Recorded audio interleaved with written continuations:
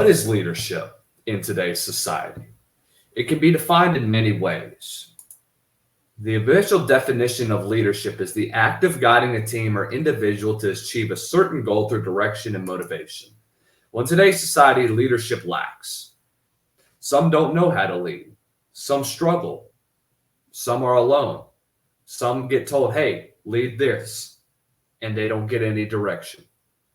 Many people don't access the traits to lead properly. Well, this is Leadership with Lucas. I'm here joined with Mackenzie Alexander, who is the host of All Bases Covered, a former guest on my show on a Fourth and Forever. Blessed to have her as the start of what could be a fun little podcast, a new little journey that I decided to start over the weekend. So, Mackenzie, pleasure to have you on, girl. It's been quite a summer for you. I know you've been all over the world and back. Yeah, no, for sure. I mean, last time I came on a podcast, I was in Italy, in Europe, studying abroad. And then after that, I went directly to my internship to work with Cape Cod Baseball, which was just a great experience and one of the best experiences of my life. But it was hard. It was definitely work, and it was the leadership thing you're talking about is it takes a lot of traits of being a leader to be able to do a job like that. And it taught me a lot about myself and the kind of professional and person that I want to be.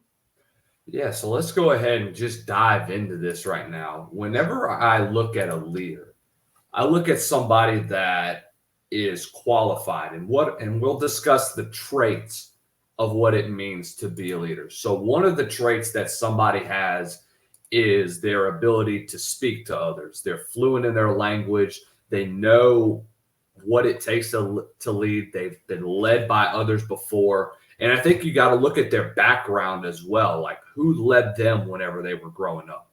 Where did they get their examples from? And I think it takes a lot just for someone to have that leadership quality, because it doesn't just come easy for some. It takes a lot of work and a lot of time to really develop themselves as a leader. So one of the things that they're best at is that they have compassion and they have respect for others. They allow other ideas to come into a group.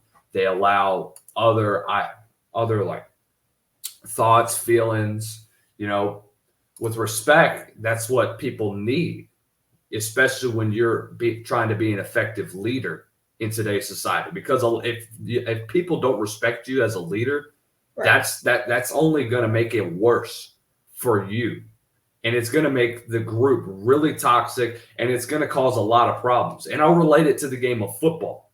To me, Billy Napier is not an effective leader. When you look at that locker room, it's very toxic, and it's almost has a vibe to where, I hate to use this term, but it's like the inmates are running the asylum now.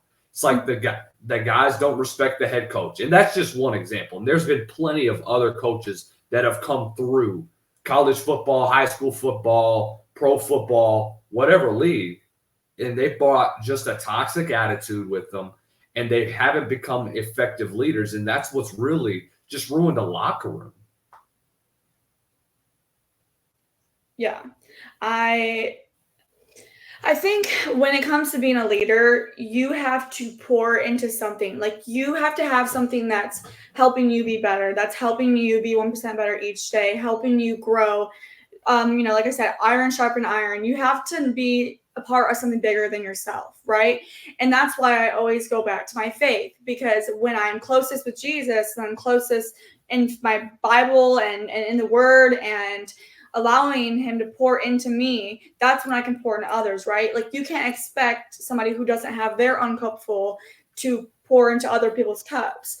And that's why you see these athletes who, when they have faith and they actually demonstrate their faith in their everyday careers, they make an impact in the locker room, on the field, in the ballpark, because you see through them the work that they do in private. Leaders, the biggest thing is what they do in private is what you'll see in public. And that's what we need to be doing as a society. We need to be building up leaders but not necessarily posting everything online. Like social media is obviously like content in this, and it's like you're constantly seeing everything and knowing everything. And I think part of social media is like access to people's lives that maybe some of the things we don't need to know. Like we just don't. Like it's just things that are personal. But I think it comes down to less is more and focusing on your priorities and focusing on loving people well and loving God well. And I think there's a difference between your purpose and your calling. And when it comes to being a leader, like if you do your purpose right, which you should, is love people, love God, you're going to do your calling right. But your calling is not just one thing. That's just the gifts that you receive from doing your purpose right. Yeah, and I'll bring it back to social media. I think people post on social media and express stuff like that, and it's good. There's benefits to it, Right. but are you expressing that outside of Instagram, outside of Snap, outside of Facebook, outside of X? Are you Right. expressing those same traits outside, or are you just doing it because it brings you comfort? Because social media, to be honest with you, it's more like a safe space for a lot of people. They'll be comfortable with sharing what they believe on whatever social media, but they're not comfortable with sharing those same traits in real life. And I think that is what holds back a lot of people, is because of that. They're afraid to step out of their comfort zone, you know. And I Yeah. think it comes back to just putting on the full armor of God, which is a big aspect to leadership. Putting on the belt of truth, the breastplate of righteousness, the shoes of the gospel peace, the shield of faith, the helmet of salvation, and the sword of the spirit. And another thing that brings leadership is that we got to turn to the Lord sometimes. Oh, You know, yeah. we can't do this on our own. We've never been able to do this on our own. I mean, we wouldn't be functioning as a society if it wasn't for the Lord making that eternal sacrifice and sending his son to die the most brutal death known to man. We wouldn't have that type of leadership. And it all goes back to Jesus. That's where most of our leadership comes from.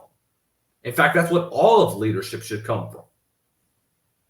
Yeah, I mean, who's a better leader than Jesus, right? Like, obviously, he's perfect, he's sinless, he's the one who sets the example for everyone, right?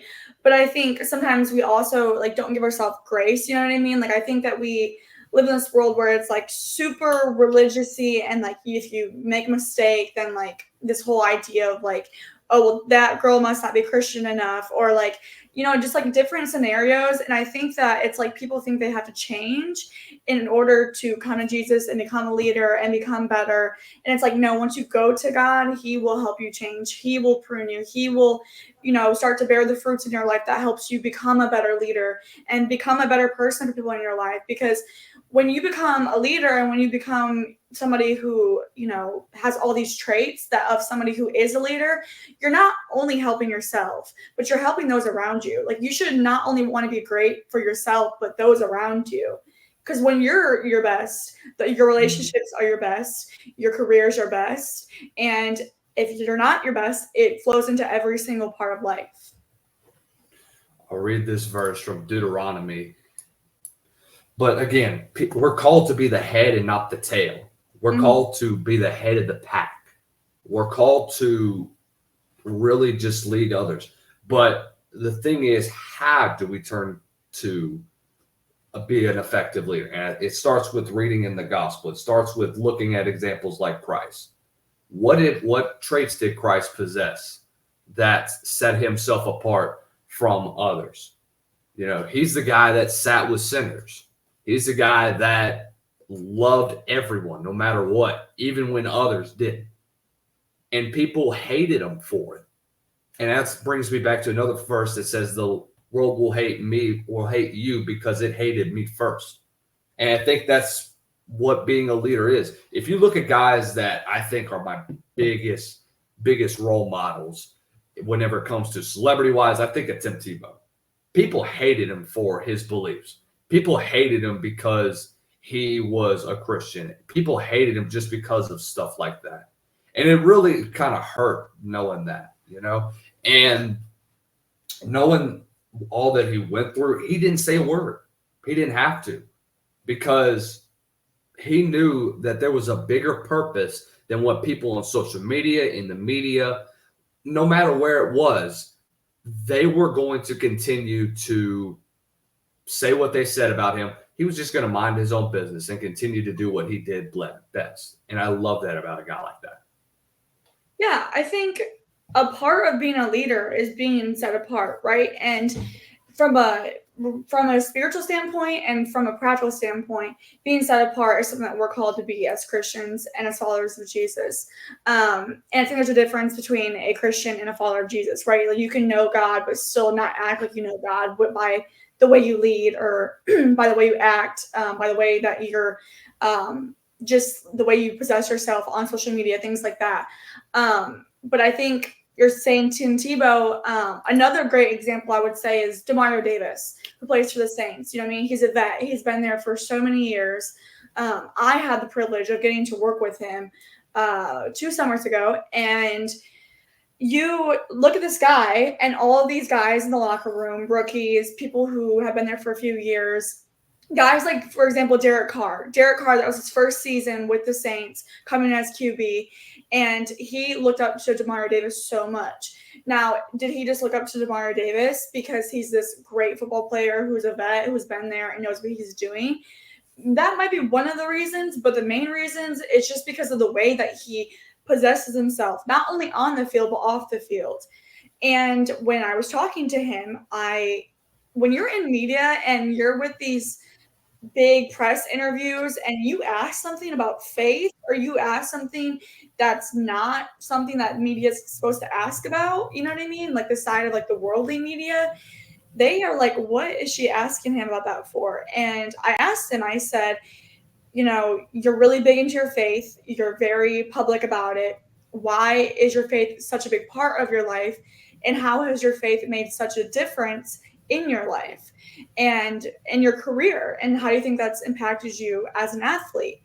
And he's like, not only is God the cornerstone for football, he's the cornerstone for my life. Like, I don't know what I would do or where I would be without him. Like, life is not perfect and you're going to make mistakes and you're not going to be the best athlete and you're going to have games where you're just not playing as the best athlete. And you have to be okay with that because you have to realize that's not where your identity comes from. And talking to guys like that who are so successful and just are still so humble and can keep themselves grounded in the Lord is like exactly what you're saying. Like, he's set apart. So is he for everybody? Maybe not. But then again, if you're for everybody, most of the time you're not for God, because if you're trying to please people, you're not pleasing God. But if you're trying to please God, you're not pleasing people. So it's like, that's why it says in the Bible, like, no, like the world will hate you because it hated me first. And that's not saying like go and be terrible, go and use your religion as a way to be hateful towards people or discriminative or whatever you want to call it. That's not a reason to go and be racist. That's not a reason to go and be all these things that this world likes to be and just be just disgusting about, right? But a part of being a leader is that a leader is not afraid to say the things that are important to them, even if it is the things that people are necessarily not used to hearing. I love that analogy. It's just that it kind of is it's what a lot of politicians use. Like, they're unashamed to talk about what they believe, whether it be right or wrong. And though it may be political, it's still effective in today's society, and it influences a lot of people's minds, and it influences a lot of people's thinking as well. And another thing that's effective when it comes to leadership, and that goes on to our next point, is communication.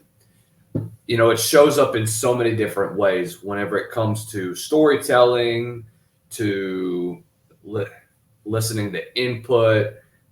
The best leaders are skilled communicators who can communicate in many ways when it comes to whether it be talking, whether it be writing, and they're also effective whenever it comes to people from different backgrounds, roles, levels, geographies. It doesn't matter where it is. They're effective in that as well.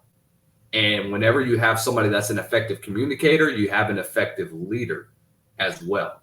So when it comes, I think communication is always key when it comes to that. And there's a lot of times where people lack in that. I know one example, earlier in the year, I was talking with somebody about, hey, maybe we could do this for our channel, or maybe we could do this for just some ideas. And they said, yeah, we'll get back to you. Never heard back from them about it.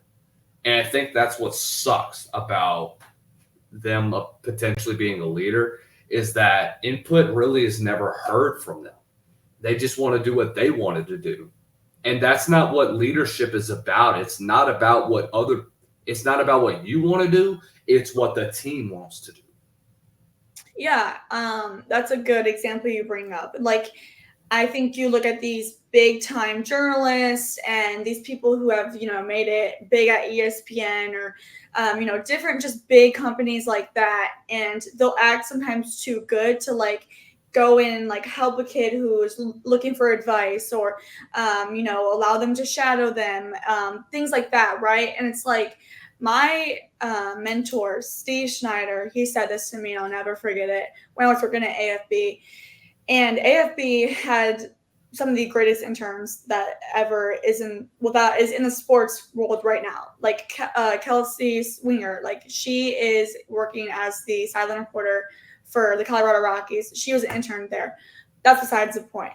He said, though, that no one should act like that because they started where we were at. Every leader that we see right now that is, if that's leading in action, or if they're a big part of society because they've contributed in some way, they all started somewhere. Everyone was an intern at one point. Everyone was where we are. Everyone went to college. Most of the time they go to college. Sometimes they don't. Sometimes you get those people who just ended up getting lucky. But somebody that I love is Laura Rutledge because, one, she's a woman in sports, and she's badass at what she does. Like, she is one of those people who not only is she a great professional and great reporter, and so many like women look up to her, she's also somebody who's helpful, and she'll help college kids, and she'll invite college kids to come shadow her on the field, and she won't act like she has like this sense of entitlement because she works for this big company. Now there's obviously like boundaries, and there's things that you have to be mindful of when you're that high up and things like that, but no one's too good for nobody. And that's why, even if I do make it, Lord willing, to the highest of high, and I end up working for the MLB, which is the dream of mine, I'm never going to act too good, because my parents always said, like, don't let your head get too big. Don't forget where you come from. Don't forget where you came from. And I think it's things like that where we need to take a step back as a society and be like, we need to give back to the society that gives so much to us, because leaders sometimes forget that. And I think leaders just need to sometimes humble themselves. They allow it to get too big in their head. They allow it to become bigger than it actually is. Yeah, and I relate that to bodybuilding as well. All right. It's kind of weird, honestly, because you think of bodybuilding as like competitive, like, whoa, they're helping dudes like this. There was a guy back in the 90s. His name was Flex Wheeler. He was supposed to be the next up and coming Mr. Olympia that came through the world of bodybuilding. And then there was another guy. I'm sure you probably heard of him. His name is Ronnie Coleman. Guy goes on to be an 8-time Mr. Olympia. And he asked Flex, because he gets tired of getting his behind whipped all the time whenever he gets to Mr. Olympia. The best he's ever finished there was, I think, 9th. The year before he started his 8-year run. And he asked him, hey, what are you doing to be a consistent top 3 finisher in the sport? And he gave him everything that he does, from the supplements that he takes, from the workouts that he used, just the diet. He gave him everything because he wanted to help. And then Coleman uses that, and he goes on to be an 8-time Mr. Olympia. Which is awesome, but at the same time, Flex Wheeler realizes, like, whoa, I just gave him all my advice. I could have won this year. But at the end of the day, it's a competition. Everybody's getting paid. He just won about $45,000 more than what Flex initially won, and he got a silver and a little trophy. That's really it. But that's what an effective leader does. Unexpectedly, that little bit of advice that he gave, his willingness to be humble and help a guy out, ends up being the beneficiary for him. And that's something that is really awesome to me, is that these, like you mentioned already, there are people that are more than willing to help others despite their popularity, despite their status. And it doesn't matter to them. Yes, like you said, there's boundaries to it. But that doesn't mean that's going to stop them from helping a young man or a young lady out in furthering their career. Right. Yeah. I think about a part of being a leader too, though, is you have to admit when you're not being a leader. You have to see where you are at fault. You have to see where you messed up. You have to see where you can be better. Because the first part of being a leader is being aware, and being aware of what you do, the actions you make, things like that. And I'm not going to sit here and act like I've been completely perfect, because nobody is. Once again, like, we are human beings. We're going to make mistakes. The mistakes isn't the problem. It's what we do with the mistake and how we move forward and we grow from it. And so for me to sit here and act like I've been this like leader my entire life and all that, I definitely haven't. But if it wasn't for me not being a leader and somebody pointing me and saying, hey, actually, like, you need to be better, like, these are things that you could work on, then I wouldn't be where I am today. Even this summer, like, from just a professional standpoint, there are things on broadcast that maybe I wasn't the most like experienced in, and that's okay. But the fact that I was able to open up and ask for the help and things like that, like, that's a part of being a leader, is being able to be like, actually, I need help. Actually, I want somebody to come alongside me and not try to do it all by myself. Like, we talked about community. It's a huge part of being a leader, because you can't be great by yourself, like I said.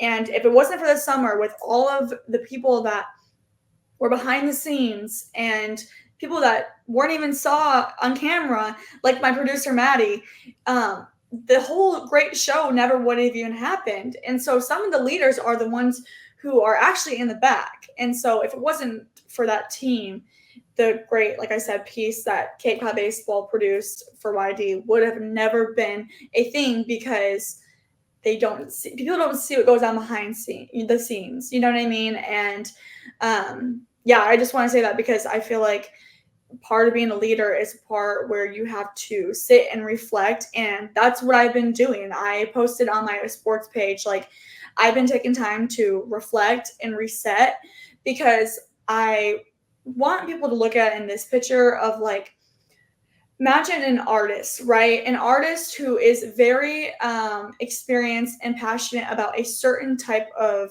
paintings that they do, and artistry, right? That's what being a reporter is like. It's the way you use your creative outlet. That is your creative outlet. Reporting is you simply storytelling and helping others tell their story, right? So if I'm sitting here and I'm reporting on something that I didn't do my research on, that I don't want to talk about, that it makes me uncomfortable, that all these different options, all these different reasons as to why it wasn't the best work, and it's not going to show the great reporter I am, right? So part of being a leader is that you have to, like I said, speak up. You have to talk about the things that are important to you. And as I'm sitting here reflecting, as I got back from Cape Cod Baseball, I've realized so much about myself.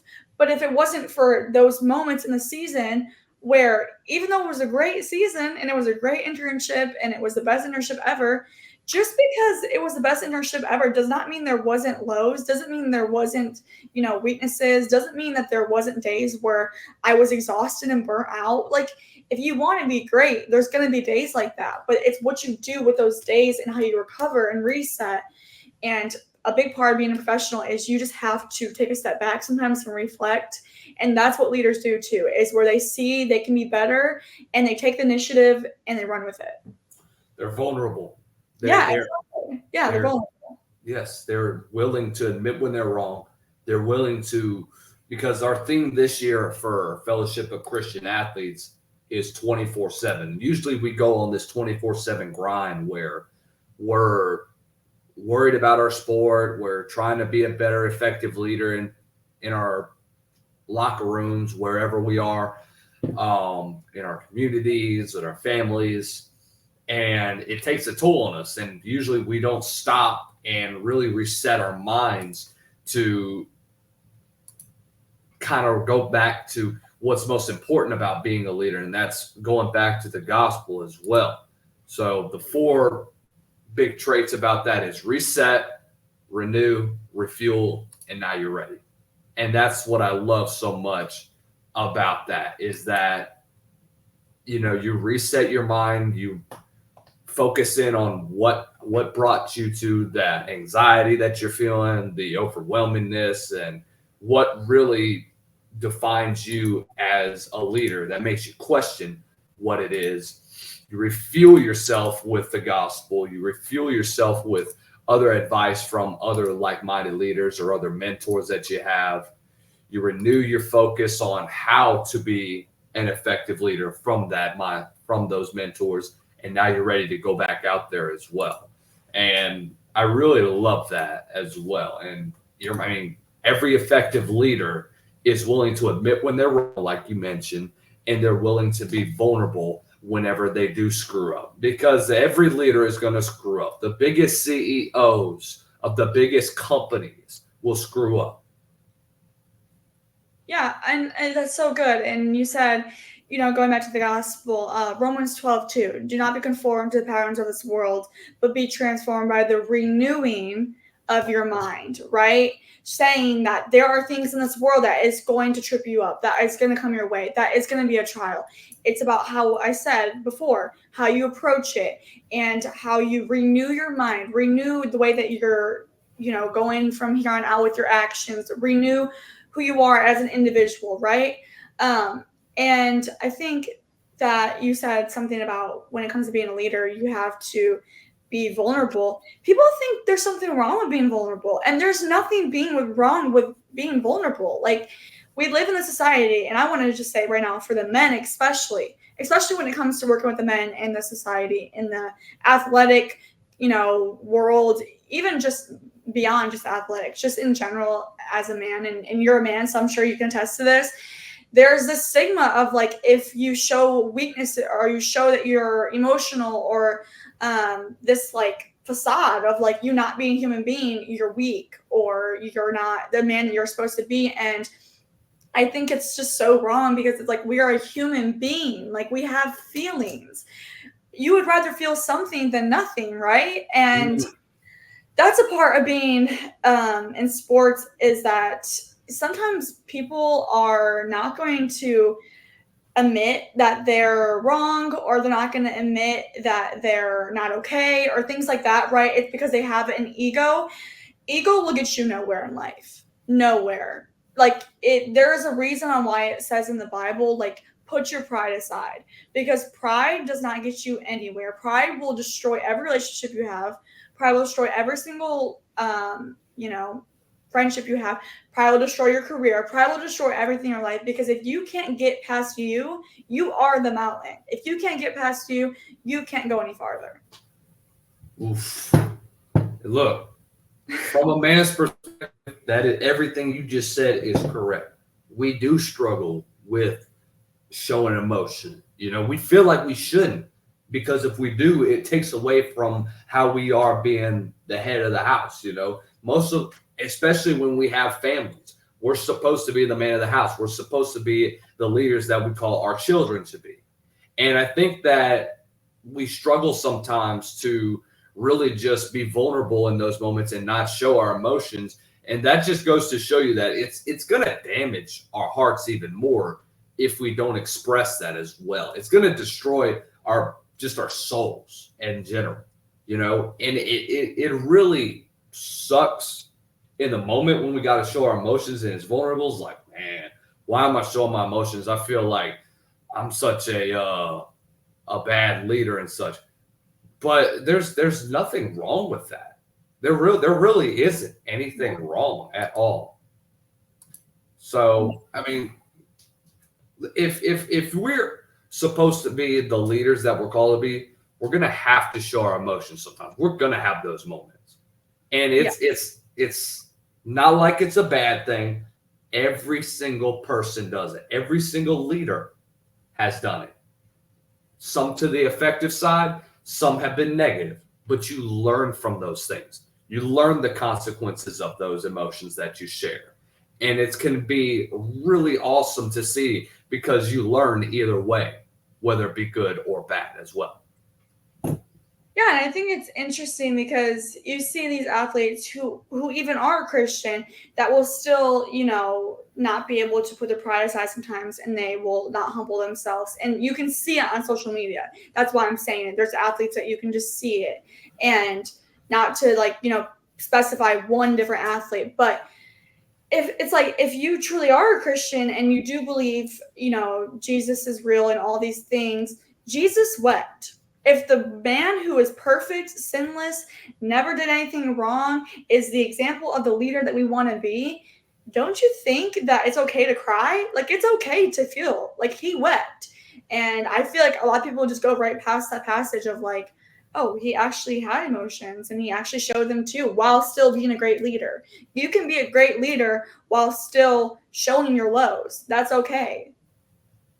Mm, mm, mm.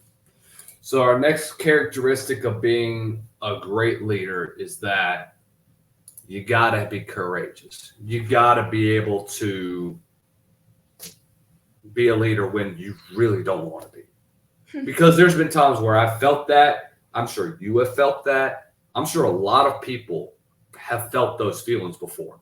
And it sucks to have to deal with that, And it can really take a toll. You'll feel anxious. You'll feel scared. You'll have these what if moments. But that's just the devil trying to mess with your head and say that you're no good. You'll never be able to do it. But it's all about, it can be hard, but you got to block out the noise. And you do that by turning to God. You do it because you have to. It's what you've been called to do, and it's what you're going to do. We're all called to be disciples of all nations. It's what Matthew 20, I think 20, 18, 19 through 20, I want to say. I could be incorrect, but I'll go back and check on that soon. Anyway, we are called to be disciples of all nations, and that's what having to be courageous is about.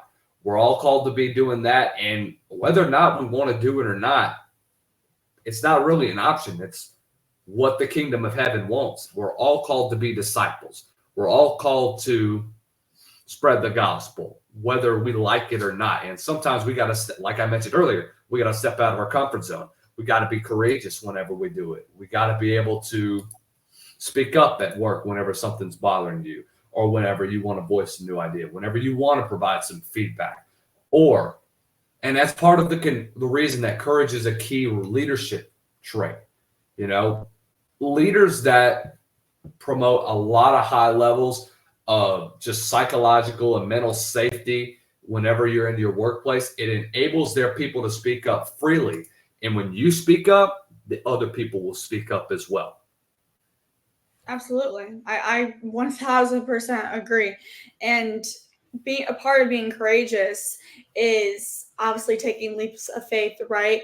But I think some people need to also realize if you call yourself a Christian, if you call yourself a follower of Jesus, you have to realize in this mindset of you may be the only Bible some people will ever read. So the way you act, what you do, the way you lead, those are important because the thing is that you don't see Jesus in the Bible sitting here talking about how great he is and just giving himself all the glory and constantly being super religious, right? No, he showed how great he was by what he did. And in a society where we're oh, we'll post the Bible verses, we'll post, God is so good, all these things. And while it's great and it's it's a praise thing and we're praising him, it's great, but it's okay, but who are you just beyond social media? And do you have the courage to be the same person you are off social media? Because if you don't, then it doesn't even really matter on who you portrayed to be on social media. Mm-hmm. It's all about getting off of your screen and just step out into the real world at the end of the day. you It know? is, and we lack. And I was just talking to somebody about this. I was just talking about how we just lack the skills as human beings that we were made to have because we're so addicted to this, and we think that this is our real life, and these are our friends. And as much as it's like, yes, you can build a community on TikTok, you can build a community on Instagram, you can have all these followers. Your followers are not your friends. They're not. They're just your followers, and they're following you because there's a reason why they're following you. So that's one thing to remember when you're acting the way you are and leading the way that you are, the way you're not. But also remember, community in life is so important, and having the communications to have a conversation in person and real life interaction in person, it's something we need to bring back. We need to stop just normalizing all the meetings on social media and all these things, okay? Because like as much as great as it is, it's so much better for the human body and just your mental to do yourself a favor and actually allow yourself to use the skills that God's given you and wants you to use as a human Mm, being. mm, mm. I always love this quote, and it says, "Leaders aren't born; they're made." And that's basically the highlight of this episode of Leadership with Lucas. All likelihood, this title will be changed eventually, but again, this is only the first episode, and we appreciate every single one of you viewing. Hopefully, you took something away from this. I'll close it off with one of our verses of the day regarding leadership. For lack of guidance, the nation falls, but victory is won through many advisors. And that goes back to the point of who led you whenever you grew up. Who was one that really showed you what it means to be a leader? What is one that really discipled you growing up? And we all got to think back to them. And that's what I love about leadership. And I'm really excited that this is just the first of many to come here. So for Mackenzie Alexander, I'm Lucas Hill saying so long. Be effective leaders in your society and have a great day.